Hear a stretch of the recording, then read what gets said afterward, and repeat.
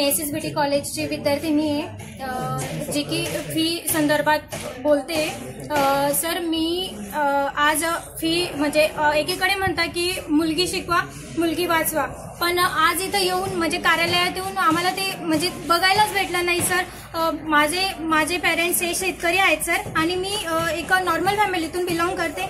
माझं जर मी प्रिन्सिपल सरांना विनंती केल्या की सर प्लीज फी कमी करा किंवा इन्स्टॉलमेंटने करा, सर नाही बोलले। सर बोलले की मी असं करू शकत नाही आणि मी तुला इन्स्टॉलमेंटने पण करून देऊ शकत नाही।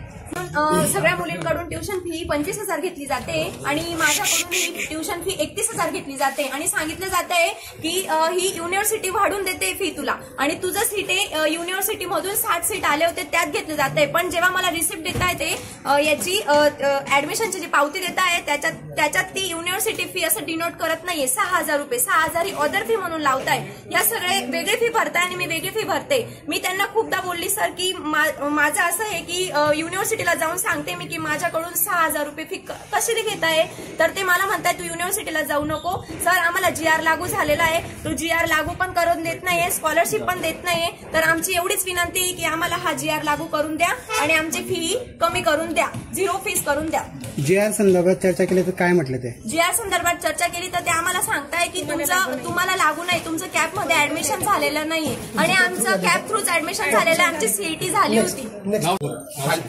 सर मी प्रांजल निलेश जवळे, आम्ही SSBT कॉलेजला शिकते सर। आम्ही 2-3 दिवसाआधी सुद्धा ऍडमिशनची प्रोसेस चालू होण्याआधी पण तिथे गेलो होतो। तिथे सांगितलं की GR लागू झालेला, आमची फी माफ करा, पण ते म्हणे की नाही तुमच्यासाठी ते नाहीच आहे, तुमचं कॅप थ्रू सिलेक्शन झालंच नाहीये। तुमच्या वेळेस महाराष्ट्राची CET होती पण सर आम्ही CET दिलेली आणि आमचं कॅप थ्रू सुद्धा सिलेक्शन झालेलं आहे। मग आम्ही सगळ्या मुलींनी ठरवलं की आज जायचं कॉलेजला आणि तिथे जाऊन सरांशी बोलायचं। आम्ही आज सगळे गेले तिथे, आम्ही सरांना सांगितलं की सर IMR कॉलेजवाल्यांचा सुद्धा GR त्यांना लागू झाला, त्यांची सुद्धा 0 फी झाली आणि त्यांना मागच्या वर्षाची सुद्धा फी रिटर्न भेटली, तर आम्हाला का लागू होत नाहीये?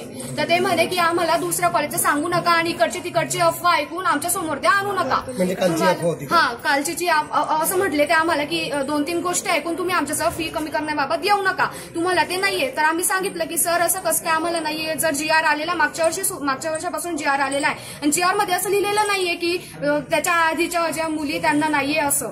आम्ही त्यांना बोललो तर ते म्हणे की नाही। मग आम्ही सांगितलं की आम्ही जातो वरती कलेक्टर ऑफिसला जातो, त्या सरांकडनं हे करतो, तर ते म्हणे कलेक्टर ऑफिसचा काहीच अधिकार येत नाही म्हणजे सरांचा फी माफ करण्याबद्दल GR बद्दल त्यांचा काहीच संबंध येत नाही। मग ते गोष्टी गव्हर्नमेंट करतात, तर ते आम्हाला म्हणे की तुम्ही गव्हर्नमेंट कडनं तसं आम्हाला जेव्हा लेटर येईल तेव्हा आम्ही पुढची ऍक्शन घेऊ।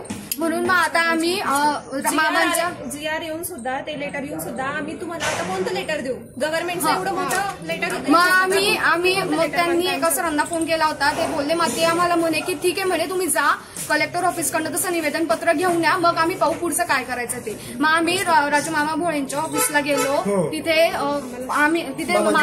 मामा नव्हते, मामांचे PO होते, त्यांनी जाधव सरांना कॉल केला, सर आले, सरांनी आम्हाला खूप मदत केली, इथपर्यंत आणलं, खूप गाईड केलं सरांनी आम्हाला आतापर्यंत। फक्त एवढीच मागणी आहे की आमची फी माफ करा, GR आलेला आहे, आम्ही खूप आमची परिस्थिती खूप आहे सर, खूप शिक्षण विनंती की आम्हाला जो GR आहे तो आम्हाला लागू करावा। आमची जी मागच्या वर्षाची आम्ही जी फी भरली होती सर, प्रत्येक वर्षाची 33,000 रुपये फी आहे, अशी 90,000 रुपये होते तिघी वर्षांची मिळून। तर आमची फक्त एवढीच मागणी की आम्हाला मागच्या वर्षापासून GR लागू झाला तर आमची मागच्या वर्षाची पण फी आम्हाला रिटर्न भेटावी आणि ह्या वर्षाची फी सुद्धा आम्हाला माफ करावी। परवाच्या दिवशी म्हणजे मंगळवारी काही मुली या शहराचे लोकप्रिय आमदार राजूमामा भोळे यांच्या कार्यालयामध्ये आल्यात आणि मामांचा आदेश होता की सर तिथे जाऊन ते मुलींचा प्रॉब्लेम काय आहे तो सॉल्व्ह करा, आणि म्हणून मग मी या ठिकाणी आलो। या ठिकाणी आले असतात परवाच्या दिवशी अतिशय वाईट अनुभव आला, म्हणजे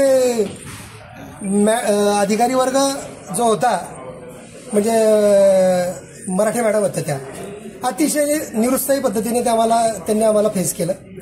आम्ही नाराज झालो, सगळ्या मुलींना घेऊन आम्ही जिल्हाधिकारी महोदयांकडे गेलो। जिल्हाधिकारी महोदयांकडे गेल्यानंतर आम्हाला मात्र जिल्हाधिकारी महोदयांनी अतिशय उत्तम वागणूक दिली आणि पुढच्या 15 ते 20 मिनिटांमध्ये एज्युकेशन डायरेक्टर ऑफ महाराष्ट्र यांच्याशी बोलले, त्याच्यानंतर कॉलेजच्या प्राचार्यांशी बोलले।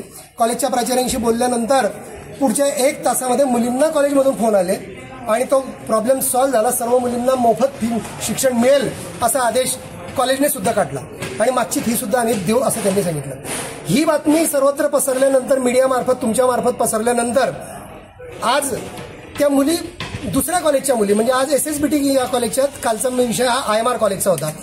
आज SSBTच्या मुली आमदार राजू मामांचं नाव ऐकून आमदार राजू मामांच्या कार्यालयामध्ये आल्या. कार्यालयामध्ये आल्यानंतर तिथे जवळजवळ ते 50-60 मुली जमल्यानंतर मला कार्यालयातून आमदार साहेबांचे जे PA आहेत त्यांचे फोन आले. म्हटले सर असा असा विषय आहे आणि मामा बाहेर आहेत, मामांशी बोलणं झालेलं आहे, तर यांचं काय आहे ते बघा थोडं. मी धावपळीत इकडे आलो आणि मुलींना घेऊन मी आधी म्हटलं कलेक्टर आपलं जॉईंट GD ऑफिसला जाऊ. तिथे न्याय नाही मिळाला परवाप्रमाणे, तर आज पुन्हा कलेक्टर ऑफिसला जाऊ.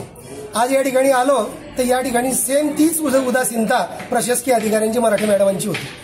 अतिशय म्हणजे त्यांनी तर आम्हाला पहिले कालही आम्हाला आतमध्ये घेतलं नव्हतं, आजही सेम आम्हाला बाहेर काढलं आणि आम्हाला आजही ते न्याय द्यायच्या तयारीत नव्हत्या. मुली जेव्हा आंदोलनासाठी खाली बसून गेल्या, बसल्यानंतर आम्ही तुम्हाला बोलवलं आणि मग त्याच्यानंतर त्या आम्हाला जेमतेम काहीतरी आमच्या प्रश्नांचे विषय त्यांनी हातात घेतले, सॉल्व्ह झालेले नाही. बस इथपर्यंत आतापर्यंतचा विषय आहे. अजून आमच्या मुलींना कुठलाही न्याय मिळालेला नाही. या IMR कॉलेजच्या मुलींचा न्याय मिळाला, पण SSBT कॉलेजच्या या मुलींना अजून न्याय मिळालेला नाही. त्या न्यायाची आम्ही वाट पाहतो आहोत. इथे नाही मिळाला तर आम्ही जिल्हाधिकारी महोदयांना पुन्हा भेटणार आहे, कारण तिथून